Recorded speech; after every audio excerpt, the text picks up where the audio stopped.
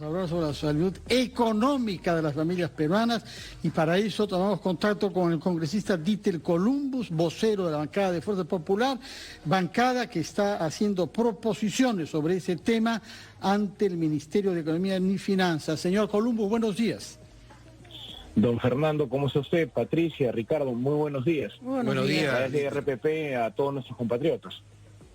De acuerdo. Ustedes están proponiendo en concreto al Ministerio de Economía y Finanzas que diseñen un programa para subsidiar a los aportantes en función de los fondos aportados. Explíquenos, por favor, a quiénes está dirigido este proyecto de la bancada de Fuerza Popular. Gracias por la pregunta, don Fernando. Mire, le he presentado a la ministra de Economía hace un par de días una sugerencia de que, así como el gobierno ya va sacando 3 decretos de urgencia, el decreto de urgencia 33, el 34 y el 38, que tiene por finalidad dinamizar o darle liquidez financiera a aquellos que son aportantes a la AFP, esa misma lógica tendría que aplicarse para los aproximadamente 1.600.000 aportantes o trabajadores inscritos en la ONP o el Sistema Público de Pensiones. Claro, hay una pequeña diferencia entre la AFP y la ONP, ¿no? La AFP es un fondo individualizado, privado, y la ONP es un fondo colectivo, y es por eso que nosotros no le estamos diciendo al MEF que tiene que hacer una especie de retiro parcial de un fondo colectivo, porque es bien dificultoso que se pueda determinar, al menos con prontitud. Por eso es que lo que hemos sugerido es de que el MEF apruebe un subsidio para poder apoyar a este 1.600.000 trabajadores, que así como los trabajadores de la AFP, también tienen necesidades económicas y también van a ser golpeados por la crisis, y además también se van a ver perjudicados si es que se les aplica la suspensión perfecta de labores. Entonces, si es que hay una norma, por ejemplo, de la suspensión perfecta de labores dirigida a que los que aportan a la AFP puedan retirar una parte que nosotros consideramos que es poca, pero bueno, finalmente algo de liquidez de su cuenta de AFP, ¿por qué los trabajadores de la ONP no tienen ese mismo trato? ¿No? Lo que nosotros le sugerimos al Ministerio de Economía y Finanzas es decir que ambos grupos de trabajadores tienen que tener un trato equitativo, justo. De acuerdo, congresista Columbus, y además es algo que se ha señalado, lo hemos señalado acá y se ha señalado desde distintos lugares sobre esta diferencia, pero hay un punto que nos parece crucial, que nos gustaría saber cuál es la solución que ustedes plantean. En una AFP uno tiene una cuenta individual y sobre la base de ese dinero que ha ahorrado, que es suyo, puede retirar, ¿no es cierto? En cambio la ONP es un fondo común. Primero, ¿cómo hacemos el cálculo? ¿Cómo se calcula? Y segundo, que además al sacar el fondo corremos el riesgo de perder liquidez o que tal vez el Estado tenga que gastar más todavía en inyectar dinero a la ONP para seguir sosteniendo las pensiones que por supuesto ya existen y que van a tener que seguir existiendo. ¿Se ha hecho ese cálculo? ¿Han conversado con el MEF al respecto? Patricia, mira, justo lo comentaba al inicio de la locución, somos en lo personal, soy consciente de que estamos hablando en el caso de la ONP de un fondo colectivo porque estamos hablando del sistema de reparto. Por eso es de que la propuesta que le hemos hecho al Ministerio de Economía y Finanzas no es la misma lógica que la AFP, es decir, que retiren parte de un fondo que en el caso de la AFP está individualizado en cada una de las cuentas de los afiliados. En el caso de la ONP no es así. Y que el MEF lo haga se demoraría demasiado. Es por eso de que nosotros no le hemos propuesto retiro del fondo, sino que el MEF apruebe con cargo a recursos públicos del Estado, que además el presidente ha señalado ayer, si la memoria no me falla, que tenemos ingentes cantidades de recursos, que no se aporte.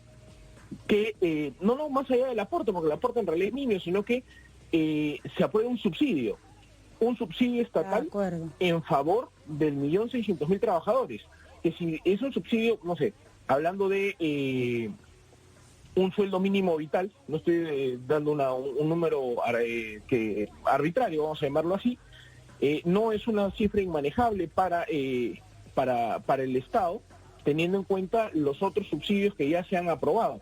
Pero además estamos en una situación específica, Patricia, que los trabajadores de la ONP son aportantes y es decir, han estado entregando durante años el 13% de su remuneración para que el Estado lo administre y al final les dé una pensión, con la tingencia de que tanto, por ejemplo, el Instituto Peruano de Economía como el Fondo Monetario Internacional han señalado de que 2 de 3 aportantes a la ONP al final no van a tener pensión, porque no van a poder llegar a los 20 años de aporte. Esa es otra reforma que está esperando en el Congreso de la República, que va a ser muy buena, que uno reciba un aporte. Que nosotros le estamos impulsando, dicho sea de paso. Que se haga en relación a la cantidad de años aportados, por lo menos un porcentaje. Una última pregunta rapidito, y es, ¿esta medida sigue beneficiando a las personas que han tenido trabajo en planilla, que además tienen una CTS? No digo que no sea justa, porque además equipara a todos los trabajadores y eso es importante. Hay quienes han planteado la necesidad de una renta universal, es decir, ya, el Estado le da 1.000 soles a todo el mundo, a todos, y así se asegura que todos reciban un subsidio y que no se queden fuera, como en este caso está pasando, con los trabajadores independientes. Obviamente es una medida arriesgada, obviamente es una medida complicada, pero ¿cómo hacemos para que la ayuda le llegue a todo el mundo? Porque el problema es que los más vulnerables se están quedando fuera del foco. Yo creo, Patricia, que más que hablar de una renta universal, no tendríamos que, por ejemplo, sentarnos a conversar, y es parte de lo que en el documento le planteo y que en alguna oportunidad también se lo señalé a la ministra de Economía, que es que nos convoque para poder, desde nuestras perspectivas técnicas de cada uno de los parlamentarios, poder aportar, ¿no? En el sentido de que los subsidios que ya viene dando el Estado tienen que ser perfeccionados. Por ejemplo, han habido críticas constructivas y creo que deben ser atendibles sobre el programa de Reactiva, ¿no? Que el impacto no va a ser sobre todo el aparato productivo nacional. En el caso de los subsidios que ya el gobierno ha aprobado, por ejemplo, hace una disquisición en cuanto si tú eres un trabajador que gana, voy a dar un monto arbitrario en ese momento, 1.000 soles, si puedes acceder a los beneficios. Si ganas 1.001 soles, no accedes a los beneficios y por lo tanto se genera una distorsión en esa situación. Entonces, quizá más que hablar de una renta universal, porque eso sería mucho más complicado de trabajar, sería ver cómo se replantea la lógica de la entrega de subsidios con los fondos que ya se han aprobado y de paso pues un poco transparentar o mejorar los filtros para la entrega de subsidios, ¿no? Traigo a colación el tema de la cantidad de personas fallecidas que han sido, entre comillas, seleccionadas para ser posibles beneficiarios del bono de 380, por ejemplo. Porque Frente Amplio va a plantear, está proponiendo la medida del subsidio universal. Y hay que recordar que ayer el señor Daniel Córdoba, que es de APP, o es uno de los que planteó, de los organizadores del plan de gobierno de APP, también lo planteó en el programa. Entonces van a haber varias fuerzas no menores en el Congreso con esa postura. Bueno, es cuestión de sentarnos a escuchar también cuál es, más allá de la posición, digámoslo así, política, cuál es también la posición técnica para sustentar la propuesta. En el caso de lo que nosotros le hemos planteado al MEF respecto al subsidio para los trabajadores de la ONP, tiene un respaldo, por ejemplo, en el fondo de estos 1.600.000 trabajadores que aportan y que podrían ser una garantía, por ejemplo, para un posible endeudamiento público que haga el Estado para ese subsidio. Está clarísimo, señor Columbus, pero reconocerá que todavía seguimos apuntando al mismo peruano, que es la minoría con trabajo firme, que no representa más del 30-40% de la población. Nos sigue quedando fuera de foco una población muy vulnerable, ¿no es cierto? Totalmente de acuerdo, Patricia. Estamos hablando del 27% formal versus el 73% informal. Pero ahí permíteme dos ideas. La primera de ellas es de que, si bien es cierto, reconocemos que hay esta situación dividida en nuestra sociedad, dada la coyuntura tampoco podríamos plantear, y eso lo debatimos en el Parlamento cuando se vio el tema de la AFP, por ejemplo, que no viene al caso, pero se debatió que no podemos tampoco, tratar de implementar una especie de equidad en el desamparo, ¿no? Entonces, como ellos sí pueden y los otros no, entonces como la mayoría no puede, entonces ellos que sí tienen fondos, ya sea el de la AFP o la ANP, entonces que tampoco. Tampoco, entonces, exactamente. La idea es hay que buscar solución para todos. El 73% puede ser incorporado en algún tipo de beneficio. Y una de las propuestas que nosotros hemos hecho en materia previsional, Patricia, y que la estamos reactivando, y ojalá que la mesa directiva del Congreso la pueda priorizar, es nuestra propuesta de pensión por consumo. ¿No? Teniendo en cuenta que tenemos un 73% de trabajadores que están lamentablemente en la informalidad, lo que buscamos es crear este sistema que a través de los consumos que tú puedas hacer y que están sujetos al IGB, parte o por lo menos 2 puntos porcentuales de ese IGB por cada compra que tú hagas vaya a una cuenta individual tuya. En mi caso, por ejemplo, yo estoy inscrito en un fondo previsional. Yo podría decir que todas las compras vayan con el DNI de mi hija, que tiene 4 años ahora, por ejemplo, y que todo ese 2% del IGB durante todo el tiempo que yo haga compras grabadas con el IGB van a la cuenta previsional de mi hija. Pero seguimos en el mismo círculo vicioso, Dittel, porque usted va a tener mucha más capacidad de consumo que la gente más pobre y que no tiene capacidad de consumo. Entonces ese 2% de su IGB seguirá siendo pobrísimo con respecto al que tiene más ingresos. Pero es una, ¿cómo se llama? Es una alternativa frente a la de acuerdo, son ideas. La situación, ¿cómo se llama?, de desamparo absoluto que hay. Así es. Mira, es como que decirte, si antes tenías 0 y hoy día con esta propuesta vas a tener, no sé, 10, como 10 parece poco, entonces mejor quedemos en 0. Entonces, el tema es que vamos a seguir construyendo para poder contribuir a, valga la redundancia, construir formalidad. Ya, no solamente es el tema de generarle un beneficio previsional a los trabajadores o al 73% de la PEA que no tiene un tema previsional, sino que además de esto, la propia ciudadanía va a apoyar a que, por ejemplo, las empresas comiencen a generar ya este tema de los comprobantes de pago.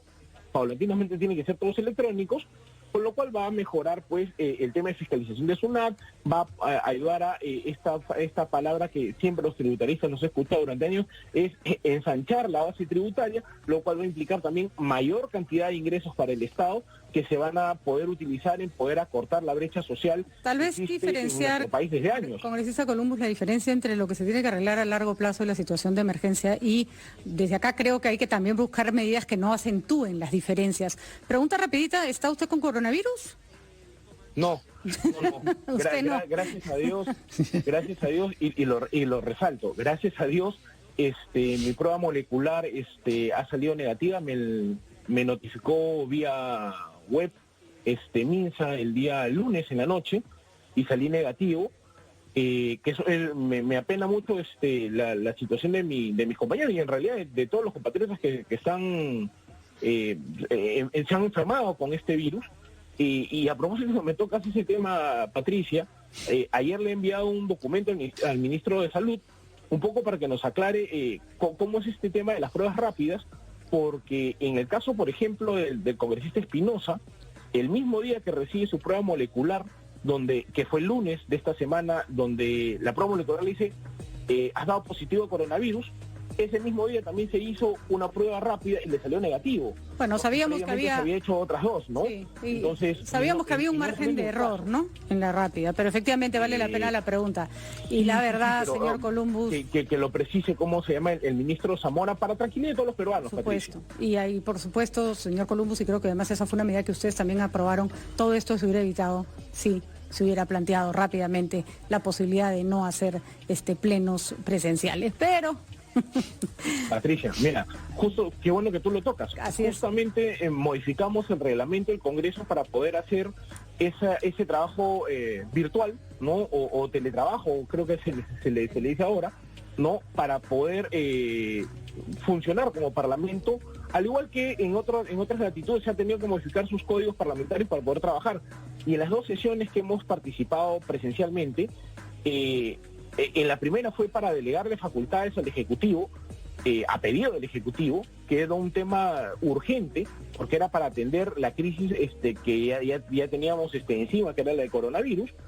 Y la segunda fue para, entre otros temas, para aprobar otro pedido del Ejecutivo, que fue el tema del control concurrente. Pero lamentablemente, Patricia, no entre una y otra sesión, que fue más o menos la diferencia de una semana, no pudimos tener implementado lo que hoy ya tenemos, que son los equipos para poder hacer el trabajo virtual que requerimos. Hoy, por ejemplo, en cuestión de un par de horas, la Junta de Portavoces nos vamos a reunir vía virtual a través de, creo que se llama Teams, el programa sí. que usa el Congreso. Congresista Columbus. Y así todas las demás comisiones. Debemos confesar que acá hubo mucha resistencia de la población, no hubo tanta disposición del Congreso, tenían los elementos técnicos, lamentamos que se hayan contagiado, somos el segundo país del mundo con más congresistas contagiados, pero lo hecho está, y nosotros nos sumamos a los deseos de la pronta recuperación de los congresistas enfermos en este caso. Muchísimas gracias, estaremos atentos a los proyectos que presenten y cuál es la respuesta del gobierno y de la discusión interna en el Parlamento. Muy buenos días, congresista Columbus. Buenos días.